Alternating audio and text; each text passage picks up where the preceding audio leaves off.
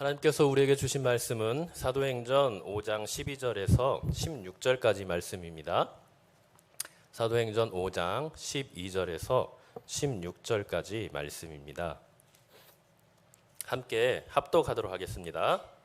사도들의 손을 통하여 민간의 표적과 기사가 많이 일어나매 믿는 사람이 다 마음을 같이하여 솔로몬 행각에 모이고 그 나머지는 감히 그들과 상종하는 사람이 없으나 백성이 칭송하더라. 믿고 주께로 나오는 자가 더 많으니 남녀의 큰 무리더라. 심지어 병든 사람을 메고 거리에 나가 침대와 요 위에 누이고 베드로가 지날 때에 혹 그 그림자라도 누구에게 덮일까 바라고 예루살렘 부근에 수많은 사람들도 모여 병든 사람과 더러운 귀신에게 괴로움 받는 사람을 데리고 와서 다 나음을 얻으니라. 아멘. 사도행전 3장에서 7장까지는 이 오순절 성령 강림으로 시작된 이 예루살렘 초대교회의 폭발적인 성장과 확장을 보여주고 있습니다. 예수님께서 1장 8절에서 오직 성령이 너희에게 임하시면 너희가 권능을 받고 예루살렘과 온 유대와 사마리아와 땅끝까지 이르러 내 증인이 되리라고 말씀하신 이 주님의 약속이 점차 성취되어 가는 것이죠. 베드로가 성령으로 충만하여 복음을 선포하고 또 수많은 기적과 이적을 통해 하나님의 능력이 나타나자 많은 사람들이 자신의 죄를 회개하고 예수 그리스도를 자신의 주와 그리스도로 믿으며 놀라운 구원의 역사가 일어나게 됩니다. 그리고 이로 인해 주님의 교회가 정말 폭발적으로 성장하고 부흥하게 되었죠. 복음의 역사이자 성령의 역사라고 할 수 있습니다. 이렇게 복음과 또 성령의 역사로 부흥한 이 예루살렘 초대교회는 어떤 모습이었나요? 오직 말씀과 기도 가운데 하나님을 예배하고 찬양하며 성령으로 충만한 교회였습니다. 그럴 뿐만 아니라 하나님의 풍성한 임재와 영광으로 가득한 거룩하고 순결한 교회였습니다. 그리고 또 성령의 은혜로 예수 그리스도 그 십자가의 큰 은혜와 사랑을 깨달은 공동체였기에 그 주님의 사랑과 은혜로 이웃을 자기 자신과 같이 사랑하고 섬기는 나눔과 헌신의 공동체였습니다. 이러한 모습이 얼마나 아름답고 선하게 보였으면 이 믿지 않는 불신자들까지도 그들을 칭찬하며 주님을 믿는 놀라운 생명의 역사가 계속해서 이제 일어나게 되었죠. 그런데 우리가 여기서 한 가지 알아야 할 사실은 이러한 엄청난 부흥과 성장이 그저 평안하다 할 때, 안전하다 할 때만 일어난 것이 아니었다는 것입니다. 이 땅의 교회와 하나님 나라의 부흥은 복음 전파와 그 복음을 밝히 드러내시고 깨닫게 하셔서 적용하시는 이 성령 하나님의 역사로 이루어지는 것입니다.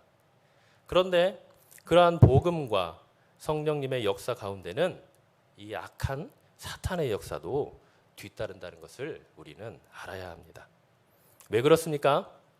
그것은 이 악한 사탄이 이 복음과 성령의 역사만이 죄와 사망의 권세를 가지고 이 땅을 파괴하고 또 이 땅에 왕노릇을 하려는 자신들의 왕국을 무너뜨린다는 사실을 누구보다도 잘 알고 있기 때문입니다. 그렇기 때문에 사탄은 어떻게든 이 땅의 소망이자 하나님 나라의 능력인 이 교회를 온갖 수단과 방법을 동원해서 이제 무너뜨리려고 갖은 애를 쓰는 것이죠. 그래서 사탄은 신약교회의 시작인 이 예루살렘 초대교회 때부터 온갖 핍박과 유혹을 통해 아예 처음부터 교회의 뿌리를 뽑아버리려고 했던 것입니다. 그 시도는 이제 두 가지 형태로 나타났었죠. 첫 번째 형태는 무엇이었습니까? 바로 4장에서 나온 이 사내들인 공회를 통한 외부적인 압박과 핍박이었습니다. 그러나 사도들과 교회는 오히려 복음과 성령으로 충만하고 한마음 한뜻으로 이 대주제이신 하나님께 기도함으로 그 어떤 위협에도 굴하지 않고 더욱 담대히 예수 그리스도를 전하게 되었고, 또 그로 인해 교회는 더욱 부흥하고 하나님의 사랑과 성김이 가득한 참으로 아름답고 순결한 주님의 교회를 이루어 갔습니다. 그러자 사탄이 이제 전략을 바꾸게 되죠. 외부적인 핍박과 공격이 통하지 않자 이제 내부적으로 공격하며 미혹하기 시작한 것입니다. 바로 교회의 순결함을 무너뜨릴 작전을 이제 펼치게 된 거죠. 그 사건이 바로 저번에 봤던 아나니아와 삽비라 사건이었습니다. 사탄은 이들에게 하늘의 것이 아닌 이 땅의 것에 마음을 빼앗기고 사로잡히도록 유혹하고 미혹하여 그들을 믿음에서 떠나게 할 뿐만 아니라 거짓과 속임수로 성령을 속이는 씻지 못할 죄를 짓게 만들고 그들의 신앙적인 양심을 마비시켜 다시금 주님께 돌이킬 수 없는 그런 치명상을 가해버린 것입니다. 이것은 그들에게도 참으로 비참한 일이지만 순결한 그리스도의 신부인 이 교회의 순결함과 거룩함을 깨뜨려 교회를 무너뜨리려고 하는 하나님께 용서받을 수 없는 아주 무서운 죄악이었습니다. 그래서 그들은 결국 하나님의 즉각적인 심판을 받게 되었고, 이 일은 신약교회 최초의 이 권징 사건으로 기록이 되었습니다. 그렇지만 하나님의 개입과 또 초대교회 예루살렘 교회의 이 영적 지도자인 성령이 충만한 이 베드로의 권징으로 교회의 순결과 거룩함을 지켜낸 교회는 이 일로 인하여 온 교회와 사람들이 다 크게 두려워하게 되는 하나님에 대한 두려움, 즉 거룩함을 갖게 되었고, 그 거룩하신 하나님께서 임재하시고 또 역사하시는 능력의 교회로 계속해서 부흥과 성장을 이루어 나가게 되었습니다. 여러분, 그렇다면 이 교회는 어떻게 하나님의 임재와 능력이 충만한 거룩한 교회를 이루어 나아갈 수 있을까요? 그것은 바로 우리가 앞에서 쭉 봐왔던 것처럼 하나님에 대한 경외함이 있어야 합니다. 교회가 좋으신 하나님, 사랑의 하나님, 인자하신 하나님의 모습도 있어야 하지만 죄와 악에 대해서는 절대 묵과하지 않으시고 그 어떤 작은 죄라도 반드시 심판하시고 단죄하시는 그 거룩하시고 공의로우신 하나님의 모습이 나타나야 한다는 것입니다. 이렇게 하나님의 사랑과 공의로 이루어진 경외함에 대한 균형 잡힌 믿음이 없이는 교회는 절대 그 순결함과 거룩함을 유지할 수 없고, 그 순결함과 거룩함의 자리를 세상의 것이 차지하여 타락하고 부패하게 돼버리는 것입니다. 그래서 지나온 시대나 작금의 시대에 우리 주님의 교회가 반드시 지키고 회복돼야 될 영역이 있다면 그것은 바로 하나님의 사랑과 공의가 균형 잡힌 그분에 대한 경외함이라고 할 수가 있습니다. 이러한 하나님에 대한 경외함이 살아있는 교회는 반드시 부흥하며 성장할 수밖에 없지요. 왜냐하면 하나님은 자기를 사랑하고 경외하는 교회에 반드시 임재하시고 역사하셔서 자신의 거룩함과 능력을 보여주시기 때문입니다. 오늘 본문에 나오는 이 예루살렘 초대교회가 그랬습니다. 예루살렘 초대교회가 온갖 외부적, 내부적인 핍박과 사탄의 유혹을 물리치고 교회의 순결함과 거룩함을 지켜내며 하나님을 경외하는 교회로 자신을 지켜내자 하나님께서는 이제 그 교회에 충만히 임하셔서 자신의 영광과 거룩함을 드러내기 시작한 것입니다. 어떻게 드러내십니까? 바로 자신의 종이자 교회의 영적 리더인 사도들을 통하여 이제 드러내게 되십니다. 자, 12절 말씀을 보니 하나님께서 사도들의 손을 통하여 표적과 기사를 많이 일으켰다고 이렇게 나옵니다. 이 말은 하나님께서 사도들의 신체 중 하나인 손을 통하여 역사하셨다는 뜻도 있지만, 성경에서 손은 하나님께서 자신의 뜻과 계획을 펼쳐가실 때 역사하시는 중요한 도구이자 통로로서의 의미로 쓰일 때가 아주 많이 있습니다. 그러니까 이 손이라는 것은 하나님의 임재와 능력을 상징하고 그분의 역사를 나타낸다고 볼 수가 있는 것이지요. 하나님께서는 이렇게 사도들의 손을 통하여 세상과 사탄의 핍박과 미혹으로부터 순결함과 거룩함을 지켜낸 교회에 당신의 영광과 능력을 나타내 보이신 것입니다. 구체적으로 어떻게 보여주십니까? 바로 표적과 기사를 통해서 보여주셨죠. 표적과 기사는 초대교회가 탄생한 이후 계속해서 하나님께서 보여주시는 하나님의 능력과 임재의 구체적인 모습입니다.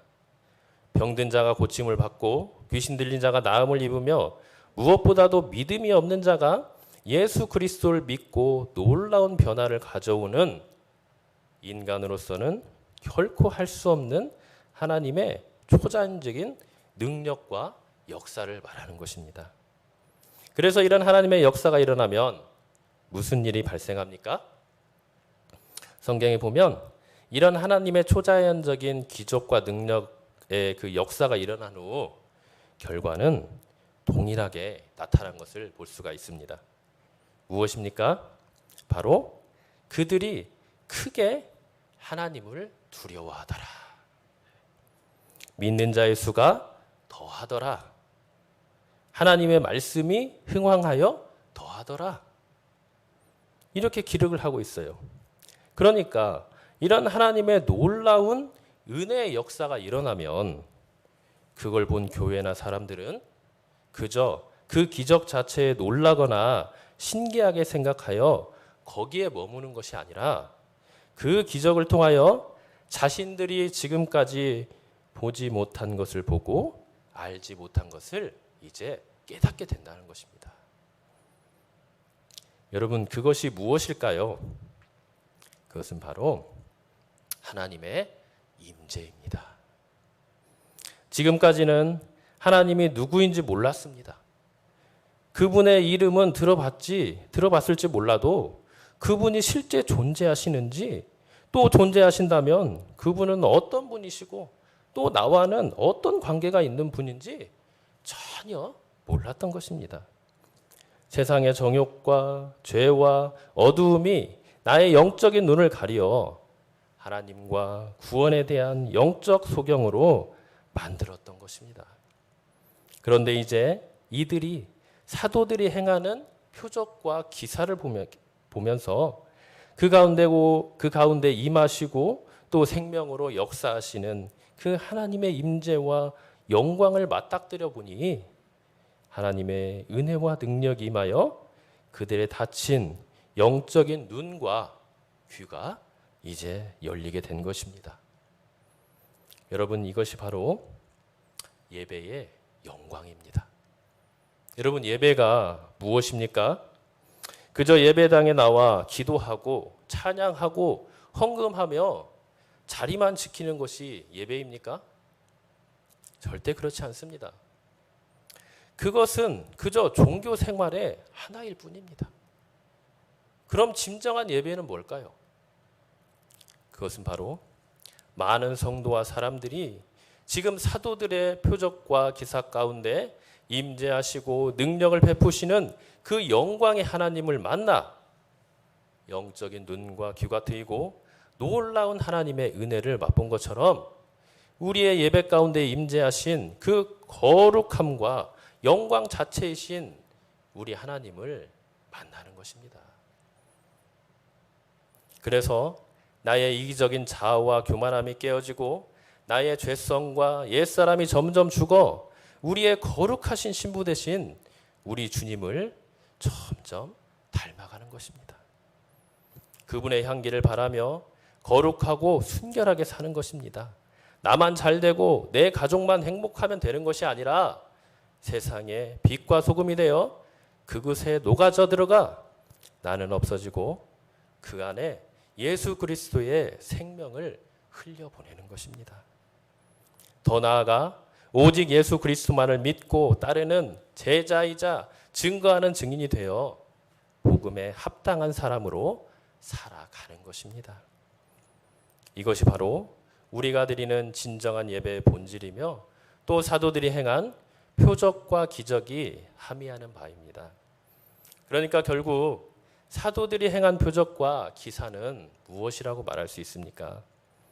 기적 그 자체가 아니라 그것을 통해 거룩하시고 영광스러우신 우리 하나님의 임재 안에 들어가는 것이고 또 그분을 만나 우리도 그분과 같이 거룩하게 하나님의 형상으로 빚어져 가고 변화되는 것이라고 할 수가 있습니다.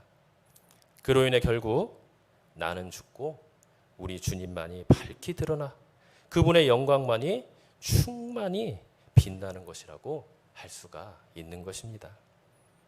이렇게 사도들의 표적과 기사가 일어나 하나님의 영광을 맛본 자들에게는 어떤 일이 일어났습니까?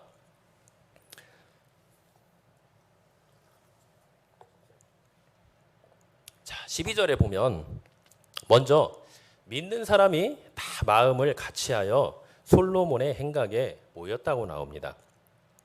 여기서 주목할 점은 그들이 하나님의 영광의 임재를 맛보자 모두 마음이 하나가 되었다는 것입니다. 이 말은 4장 32절에서도 나오는데요. 믿는 무리가 한 마음과 한 뜻이 되어 모든 물건을 서로 통용하였다 이렇게 나옵니다. 이런 일이 어떻게 가능했나요? 그걸 보니 그 위에 4장 30절에 31절에서는 교회가 손을 내밀어 병을 낫게 하옵시고 표적과 기사가 그 거룩한 종 예수의 이름으로 이루어지게 하옵소서 이렇게 함께 기도할 때 성령의 충만함을 받고 이루어진 것이라고 나옵니다. 그러니까 결국 이들의 마음이 예수님을 믿는 믿음과 사랑으로 하나가 되고 13절의 말씀처럼 이 백성들의 칭송을 받을 수 있었던 것은 결국 하나님의 영광의 임재를 맛보고 그곳에 임하신 거룩하신 성령님으로 충만했기 때문에 가능한 것이라는 것입니다. 그렇다면 믿지 않는 자들은 어떻게 되었을까요? 13절에 보니 그 나머지는 감히 그들과 상종하는 사람이 없었다고 이렇게 나옵니다. 그러나 백성을 칭찬했다고 바로 이어져 나오죠. 그리고 14절에 보면 믿고 주께로 나오는 자가 더 많으니 남녀의 큰 무리더라라고 이렇게 말을 하고 있습니다. 자, 이걸 보면 지금 그 나머지라고 하는 사람들은 분명히 불신자들임에 틀림이 없습니다. 왜냐하면 14절에 믿고 주께 나오는 자가 더 많았다고 했으니까요. 그런데 이들 중에는 바로 믿음을 갖지 않고 사도들과 상종하지 않은 사람들도 있음을 우리가 보게 됩니다. 자, 그럼 어떤 사람들은 이 하나님의 놀라운 임재의 능력의 표지인 표적과 기사를 보고 믿는가 하면 또 어떤 사람들은 믿지 않음을 볼 수가 있습니다. 그죠? 왜 그럴까요? 일단 이 두 부류의 사람들의 공통점을 보면 모두 하나님의 존재와 능력을 이제 믿게 되었다는 것을 우리가 알 수 있습니다. 먼저 믿고 주께 나오는 자들은 이제 사도들의 표적을 통해서 확실한 믿음을 갖게 된 자들이라고 이제 할 수가 있죠. 그리고 그 나머지 사람들은 비록 표적에 대한 큰 두려움으로 사도들과 상종을 하지 않았지만 그들을 칭찬하는 것을 보면 어느 정도 믿음을 갖게 됐다고 볼 수가 있습니다. 이런 일들이 어떻게 가능하게 됐죠? 바로 사도들의 손을 통해 표적과 기사를 보여주시며 하나님의 존재와 임재와 능력을 보여주셨기 때문입니다. 이 불신자들의 반응이 두 가지였죠. 교회를 대표하는 사도들을 칭송하나 감히 그들 안에, 그러니까 교회 안에 소속되기를 싫어하는 한 무리와 또 바로 주님을 믿고 영접하여 교회에 소속되고 하늘나라의 한 가족이 된 무리입니다. 우리가 이들을 생각하면 사실 두 번째 무리보다는 첫 번째 무리에게 마음이 많이 쓰여요. 실제로 우리 그리스도인들이 삶을 살아가며 지금 사도들과 같이 복음을 전하며 주님의 사랑으로 섬기고 헌신할 때 이 첫 번째 무리와 같은 사람들을 이제 만나게 돼요. 그럴 때 여러분들은 어떻게 하십니까? 저는 이 모습들을 보면서 여기에 우리 그리스도인들의 참 성도다운 모습이 드러난다고 생각을 합니다.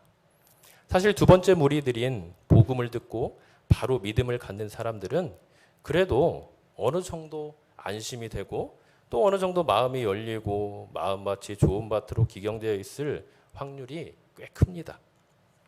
물론 이들 또한 진리의 말씀과 성령의 충만함으로 예수님을 닮은 참 제자와 증인으로 성숙되어 갈 그런 필요는 있어요. 말씀으로 양육과 훈련을 받아야 됩니다. 그러나 이 첫 번째 부류의 이런 사람들은 복음을 들어서 하나님이 어떠한 분이신지와 또 자신이 죄로 인해 얼마나 끔찍하고 비참한 존재인지를 알기는 아는 사람들입니다. 그리고 하나님의 사랑도 깨달아 우리 그리스도인들에게 호의를 가지고 칭찬하고 또 본받고 싶어하는 자들이죠. 그런데 이런 자들은 교회 안에 들어오기를 싫어하는 무리들입니다. 그럼 왜 이때 당시 이 첫 번째 분류의 이 사람들이 교회 안에 들어가기를 꺼려했을까요? 그렇게 놀라운 하나님의 능력과 임재를 경험하면서도 말이죠. 아마도 첫 번째로는 당시 유대 종교 지도자들과 이 산헤드린 공회가 사도들과 이 교회를 적대시하고 핍박하기 때문에 만약에 그들도 교회에 들어가면 사도들과 같이 핍박을 받을까 봐 두려워했기 때문일 것입니다. 두 번째로는 바로 앞에서 어떤 사건이 일어났죠? 바로 아나니아와 삽비라 부부가 하나님의 직결 심판을 받아 죽는 것을 그들도 보고 또 자기들도 그래서 자기들도 교회의 회원이 되면 그렇게 또 죽을까 봐 두려워했을 것입니다. 세 번째로는 그때 당시 교회가 보여준 아름답고 순결한 모습 때문일 것입니다. 예수님을 믿는 사람들은 그 믿음 때문에 자신들의 전 재산을 다 바쳐서 남에게 다 주며 산다는 그 모습이 얼마나 부담스러웠을까요? 자기들도 그러면 자기의 모든 재산을 다 팔아서 섬겨야 되는 거 아니야? 이런 큰 부담감이 있었을 것입니다. 이런 모습들을 보면 이 시대 우리 교회가 떠안고 있는 큰 부담감을 느끼게 됩니다. 우리 시대에도 이때 당시와 마찬가지로 복음을 듣거나 우리 그리스도인들의 아름다운 사랑과 섬김의 모습을 보면서 나도 저들같이 돼야지, 저들같이 살고 싶다, 그리고 교회 한번 가볼까 하며 교회와 우리 그리스도인들의 모습에 매우 호의적이고 마음이 가는 사람들이 있습니다. 물론 현 시대는 참으로 안타깝게 이러한 모습보다는 교회의 반감을 가지고 욕하고 비난한 일들이 더 많지만 말입니다. 그렇다고 해도 참된 교회, 하나님이 기뻐하시는 교회는 반드시 참된 복음을 전하게 되어 있고 또 그 복음에는 우리를 구원하는 하나님의 능력이 있기에 하나님은 그들에게 복음을 통해 마음문을 여시고 복음을 받아들이도록 역사를 하시는 것입니다. 이때 오늘 본문의 첫 번째 분류의 사람들과 같은 반응이 이제 나타나게 되는 거죠. 그러면 이때 우리는 어떻게 해야 될까요? 어떤 모습을 보여줘야 할까요? 먼저 인내를 가지고 계속해서 그들과 접촉하고 교제하며 기도하며 나아가야 합니다. 그리고 혼자만 그리할 것이 아니라 믿음의 사람들과 함께 이런 내용들을 공유하고 중보기도하며 나아가야 합니다. 오늘 12절에 보니 하나님께서 사도들의 손을 통하여 표적과 기사를 많이 행하시며 하나님의 존재와 능력을 드러내시고 믿음으로 역사를 일으키시자 그 믿는 사람들이 어떻게 했다고 나옵니까? 솔로몬 행각에 모였다고 했습니다. 모여서 뭐 했을까요? 사도들로부터 말씀을 들었습니다. 그리고 함께 기도했습니다. 솔로몬 행각은 이제 3장과 4장과 5장에 계속해서 등장을 하는데요.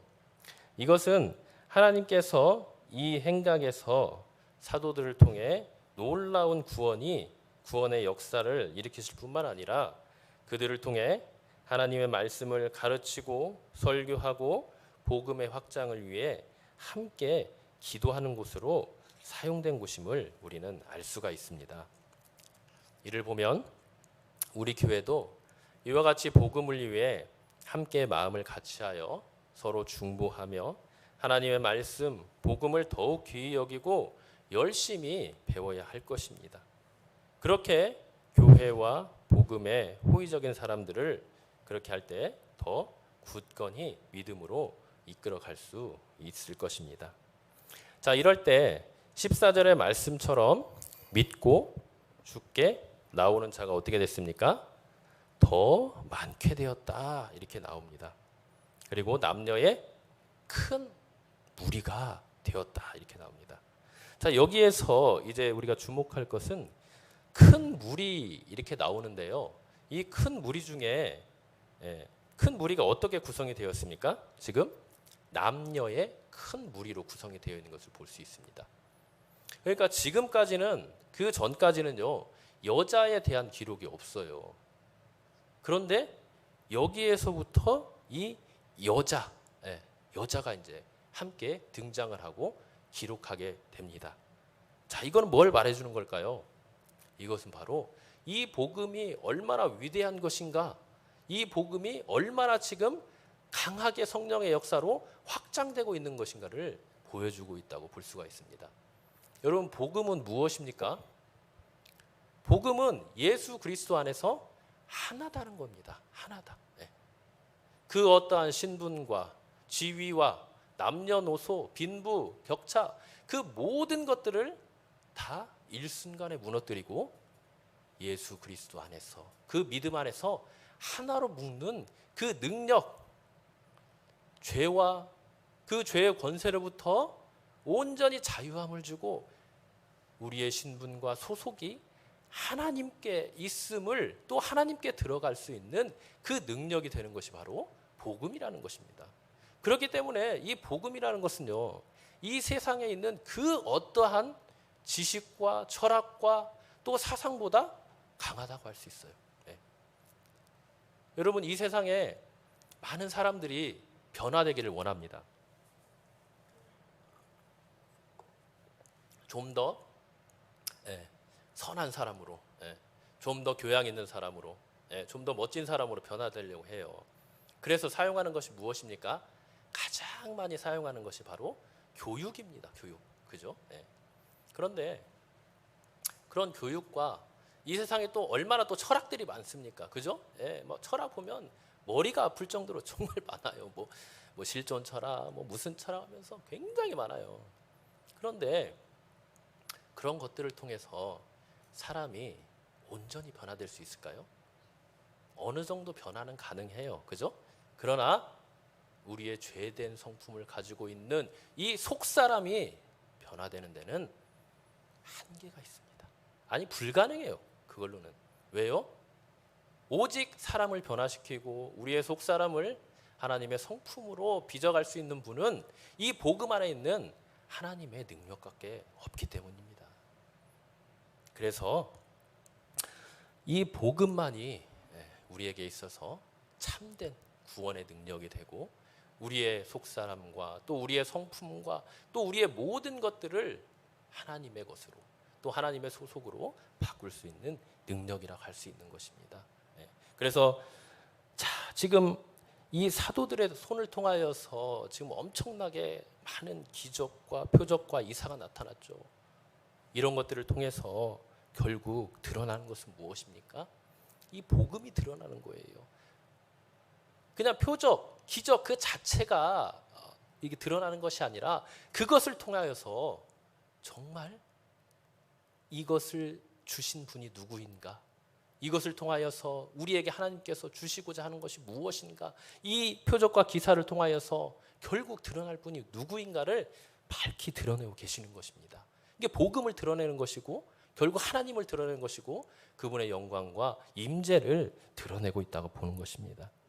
그래서 그런 표적과 기사를 본 많은 사람들이 결국 어떻게 됐습니까? 믿고 죽게 나오는데 그런 사람들이 많고 또 그 안에는 남녀, 여자의 무리도 있었다. 그러니까 이 복음이 참 얼마나 능력이 있고 이 복음이 얼마나 힘이 있고 얼마나 확장되고 있고 이 복음만이 우리의 참된 유일한 생명이며 소망인가를 분명히 보여준다고 할 수 있습니다. 자, 이렇게 놀라운 이적과 표적이 일어나니까 이제 사람들이 어떻게 합니까? 15절에 보니까 어떤 일이 일어나요? 이제는 병든 사람을 메고 거리에 나가 침대와 요유에 누이고, 침대와 요유에는 왜 눕혔을까요? 그만큼 중병을 앓고 있는 사람이 많았다는 것입니다. 복음서에도 보면 이런 일들이 많이 나오죠. 그래서 뭐 지붕을 뚫고 내리는 그 사람도 결국 중병을 앓고 있는 거예요. 이것을 보면 정말 복음이 없이 사는 이 세상, 주님이 없이 사는 이 세상이 얼마나 비참한 것인가를 우리에게 단적으로 보여주고 있습니다. 그리고 그 주님에게 달려가는 것만이, 그 복음을 받아들이는 것만이 우리에게 참 생명이고 소망이 됨을 우리가 여기에서 분명히 보는 거죠. 그래서 이제 어떻게 합니까? 사람들이 이제 막 이제 데리고 가는 거예요. 사도들에게 이제 데리고 갑니다. 그래서 사도들이 지나가는 길에 이제 침대와 요를 놓고 그 위에 이제 눕혀 놓는 거죠. 이런 모습이 이제 복음서에도 보면은 이제 많이 나오는데요. 자, 그러자 이제 또 그 사람들이 어떻게 합니까?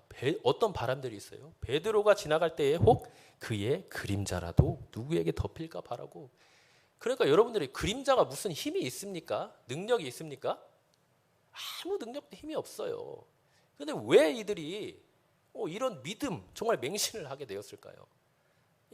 여러 가지 이제 전해 내려오는 얘기가 있는데요. 이때 당시에 그림자라는 것은요, 사람을 살릴 수도 있고 또 사람을 죽일 수 있는 그런 힘이 있다고 믿었다는 겁니다. 이때 당시에. 그러니까 한마디로 뭘 믿었다는 거예요? 미신을 믿은 거예요. 미신을. 이게 요한복음 9장에도 보면 거기에 이제 실로암 맹인이 나오잖아요. 그 실로암 맹인도 이제 그런 미신을 믿었잖아요. 가장 먼저 그 물에 가는 사람이 이제 천사가 그 사람을 고쳐준다. 그런 미신을 지금 믿었잖아요. 이런 이제 절박한 마음과 그런 또 상처들이 있었겠죠. 또 아픔들이 있었겠죠. 그래서 이제 사도들이 지나가는 길에 이렇게 놓게 되는 겁니다. 자, 그런데 이 사람들이 정말 이런 그림자라도 정말 덮이면 정말 그림자가 그들을 살려줄 수 있을 거라고 믿었을까요? 그건 아니겠죠. 이런 믿음이 있었지만, 이런 정말 잘못된 그런 믿음이 있었지만 결국 하나님은 이들의 잘못된 믿음까지도 결국 어떻게 합니까? 바꿔주십니다. 근데 그 믿음을 어떻게 바꿔주시냐가 이제 중요해요. 그냥 사람은요, 자기 자신이 가지고 있는 그런 잘못된 믿음, 또 맹신, 또 우상들, 또 잘못된 그런 지혜들, 그런 거 가지고 있으면요, 절대 변하지 않습니다. 어떻게 그럼 변할까요? 이게 이제 핵심 포인트입니다. 어떻게 변하냐? 바로 우리 주님을 만나야 돼요. 복음을 만나야 된다는 것입니다. 자, 그럼 이 사람들은 어떻게 복음을 만났죠? 어떻게 자기들의 생명과 자기네 소망을 찾게 되었죠? 그것은 바로 하나님께서 이 사도들의 손을 통하여서 보여준 표적과 기사를 통해서 만난 겁니다. 그러니까 표면적으로 보일 때는 그것이 정말 기적이고 표적이고 기사였지만 그 안에서 이들은 뭘 보게 된 겁니까? 결국 그 기사와 표적을 행하신 능력의 하나님을 보게 된 거예요. 내가 지금까지 이렇게 힘들고 어렵게 정말 살아왔는데, 정말 3장에서도 보면 그 안준뱅이도 몇 년간을 그렇게 고생했습니까? 40년간을 고생했습니다. 여러분, 이 40이라는 숫자가 의미하는 것이 무엇입니까? 결국 너희로서는 안 된다는 거예요. 너희 인간으로서는 도저히 가망이 없다는 거예요. 소망이 없고 생명이 없다는 것입니다. 이거를 보여주는 거예요. 그래서 끝에 보면은 이 사람이 나이가 40여 세나 됐다고 그렇게 강조하는 겁니다. 인간의 비참함을 단적으로 보여주는 겁니다. 자, 그런데 이런 상황에서 그러면 우리가 어떻게 참된 치유와 자유함과 생명과 소망을 얻을 수 있냐는 것입니다. 그게 바로 12절에 있는 말씀이에요. 사도들의 손을 통하여 민간의 표적과 기사가 많이 일어났다. 하나님이 임재하셨다는 거예요. 표적과 기사는 하나님의 임재를 상징한다고 했죠. 그것뿐만 아니라 그 임재 가운데 그냥 임재만 하시는 게 아니에요. 하나님의 놀라운 구원의 역사를 일으키시는 겁니다. 그 구원의 역사를 어떻게 일으키십니까? 먼저 지금 이때 당시에는요, 이 신약 성경이 아직 완성이 안 될 때예요. 이제 신약 성경 한참 있다가 이제 완성이 되는데, 이제 복음이 퍼지고 또 하나님의 계시의 말씀이 밝히 드러나면서 이제 점점, 그렇기 때문에 사람들이 복음에 대해서 알 수가 없어요. 제대로 알지를 못해요. 그럼 이런 상황에서 하나님은 어떻게 그 복음을 밝히 드러내시고 하나님의 하나님 되심을 나타내시고 그분의 능력을 나타내시면서 하나님을 믿게 만들겠습니까? 방법은 두 가지예요. 첫 번째로는 사도들을 통해서 어떻게 합니까? 복음 설교를 하는 거예요. 그래서 베드로가 사도행전 2장부터 나와서 뭘 합니까? 하나님의 큰일, 성령이 강림하시고 약속대로 이제 이 땅에 오셨죠. 그리고 이제 많은 사람들이 이제 그 성령님을 통하여서 이제 방언을 하게 됩니다. 근데 그 방언이요, 그냥 우리가 지금 말하는 그런 은사적인 방언이 아닙니다. 모두 한 가지 일을 말하고 있어요. 그게 뭐냐? 하나님의 큰 일을 말하고 있다는 것입니다. 하나님의 구속의 역사, 그 복음에 대해서 말을 하고 있는 거예요. 그러면 이렇게 해서 이제 하나님의 큰 일, 복음이 드러났죠. 성령님께서 이제 밝게 드러내시는 겁니다. 그러면 이제 사도들은 뭐 해야겠어요? 그 복음에 대해서 밝히 이제 해석을 해줘야 될 거 아니에요. 그래야 많은 성도들이, 사람들이 그 복음을 믿고 따를 거 아닙니까? 그래서 먼저 이제 사도들을 통하여서, 특히 사도행전 초반부에는 베드로와 요한을 통해서 이런 일을 하십니다. 그래서 베드로와 요한이 이 복음에 대해서, 정말 하나님의 큰 일에 대해서 이제 밝히 드러냅니다. 그래 막 2장, 3장, 4장, 그래서 5장까지 지금 오게 된 거 아닙니까? 그죠? 이렇게 해서 이제 복음이 이제 분명하게 드러나요. 예수 그리스도의 십자가와 부활과 그분의 재림과 그분께 행하신 그 모든 사역과 성품에 대해서 이제 말씀을 하시는 겁니다. 자, 그것뿐만 아니라 하나님은 또 한 가지 통로를 또 사용하십니다. 그것이 뭐냐? 바로 표적과 기사라는 것입니다. 이 표적과 기사는 그냥 겉으로 드러나 보이기에는 우리에게 기적으로 보일지 모르지만 그 기적 안에서 행하시는 분이 누구인지, 또 그분이 어떠한 분인지, 그분이 우리에게 무슨 관계가 있고 우리에게 어떤 큰 일을 하셨는지, 그것을 이제 드러내는 거죠. 그러니까 하나님을 드러내는 것이고 복음을 드러내는 것이고 우리에게 생명과 소망을 두게 되는 것입니다. 하나님은 이렇게 두 가지 큰 일을 통해서 이제 복음을 밝히 드러내시고 우리를 그 복음 안에 들어오게 하시고 또 예수 그리스도를 믿게 하셔서 하늘 백성으로 삼아 주시는 것입니다. 이 사람들이 그래서 지금 그림자라도 누구에게 덮일까 바라보고 말은 이렇게 했지만요, 사실은 이 그림자를 통해서 뭘 보게 된 겁니까? 먼저 앞에서 12절에서 말씀하신 이 표적과 기사를 통하여서 사실 그림자도 어떻게 보면은 표적과 기사라고 볼 수 있어요. 그거를 이제 겉으로 이렇게 드러나는 건데, 그런 걸 통해서 뭘 보게 된 겁니까? 하나님을 보게 된 거예요. 하나님의 능력을 보게 된 거예요. 그리고 그런 하나님의 능력이 누구를 통해서 지금 이루어집니까? 베드로를 통해, 사도를 통해서 이루어지는 것을 보았기 때문에 지금 이들이 사도들 앞에 이렇게 나아가서 이렇게 병자들을 놓았던 이유는 바로 그 능력을 베푸신 하나님과 그 하나님의 능력의 통로인 사도들을 온전히 믿었다는 것입니다. 그렇게 할 때 이제 수많은 사람들이 어떻게 됩니까? 16절에 보니 예루살렘 부근의 수많은 사람들이 이제 막 다 모여드는 겁니다. 그래서 어떻게 됩니까? 병든 사람, 더러운 귀신의 괴롭힘을 받는 많은 사람들이 어떻게 됩니까? 다 나음을 받았대요. 다 나음을 받았다. 자, 여기에서 이제 병든 사람, 더러운 귀신 이렇게 나오는데요. 이것은 크게 이제 두 가지로 볼 수가 있습니다. 우리 인간의 실존에 대해서 이제 보여주는 거예요. 우리 인간이 어떠한 이 존재인가. 병든 사람, 이것은 육체적인 질병을 가진 사람을 말할 수가 있고요. 더러운 귀신에 들렸다. 이것은 정신적이고 영적인 질병에 걸린 사람이라고 할 수가 있습니다. 이 두 가지 단어를 통해서요, 우리 모든 인간은 결국 어떤 존재라는 걸 보여줍니까? 결국 병든 존재라는 거예요. 근데 이 병이요, 그냥 치유를 통해서 어떤 시술을 통해서 수술을 통해서 날 수 있는 병이 아니라 결코 사람으로서는 치유될 수 없는 무거운 병이라는 겁니다. 네.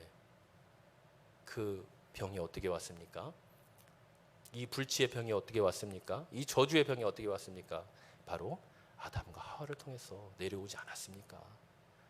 그래서 이 병든 사람, 더러운 귀신에게 이 괴로움 받는 사람은 결국 우리 인간이 이 죄로 인하여서 얼마나 비참한 존재인지, 얼마나 소망 없는 존재인지, 얼마나 주님만을 믿고 의지해야 또 복음만을 받아들여야 되는 존재인지를 분명하게 나타내주고 있다고 볼 수 있습니다. 이런 사람들이 어떻게 됩니까? 다 나왔잖아요. 결국에는 어디에 나온 겁니까? 사도들 앞에 나왔지만 결국에는 누구 앞에 나온 거예요? 하나님 앞에 나온 겁니다. 하나님 앞에. 사도를 통하여서 표적과 기사를 베푸시는 그 하나님과 그분의 능력 앞에 나온 것입니다. 그래서 이렇게 결국 주님을 믿었다고 볼 수가 있죠. 이 하나님을 믿었던 것입니다. 그러자 결국 어떤 일이 일어납니까? 그 나온 사람들이 모두가 다 나음을 입었다. 복음이 무엇입니까?